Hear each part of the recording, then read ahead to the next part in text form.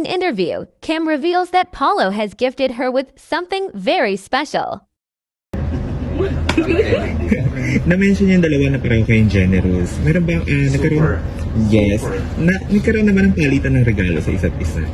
Wala nga po. Hindi naman. At first, Kim responded they haven't given each other yet, but Paula shares that they have actually given each other small presents. Wala. Ay, wala. Siguro mga maliliit lang na ba? Ay, oo, binigyan niya akong gifts. Ano yun? Kung pwedeng mong i-share? Paulo saw Kim's personal notebook where she writes the emotional journey of every character she plays. Paulo saw there wasn't any space left for her to write, so he gifted her with 4 new notebooks since he doesn't really know which notebook she likes. Sa akin, may notebook kasi ako kung saan sinusulatan ko talaga yung emotional journey ng character ko.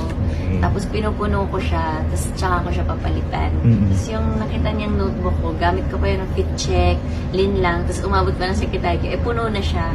Sabi, huwag ka na bumili ng notebook. Ako na bibili ng notebook. Susunod mong notebook. So, binigyan niya ako ng 4 na notebook.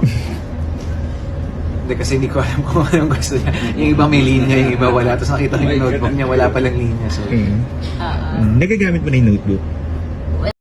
Kim also shared that Paulo has given her a chair she used during their tapings. It was very comfortable that she slept a lot during their tapings.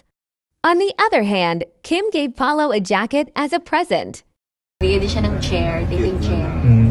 Tapos, Generous ka? comfy. Oo, naman. hindi naman, yung nakikita ko lang na kailangan. Kasi sira-sira na rin yung chair. Tapos parang maliit sa kanya. So, sabi ko, sige, pabigyan ka na lang si Kim. Kaya tuloy nung si Kim, lagi ako natutulog. Kasi sobrang komportable si Kim. Lagi na ako natutulog. So parang yung upuan may foam siya. Tapos parang niyayakap ka niya.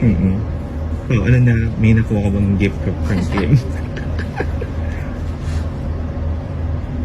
Food, anything. Taylor Swift shoot. Tapos, Pili ko. Yung pagkain. pagkain. Tsaka, anong lang, binigyan mo akong jacket. Oo.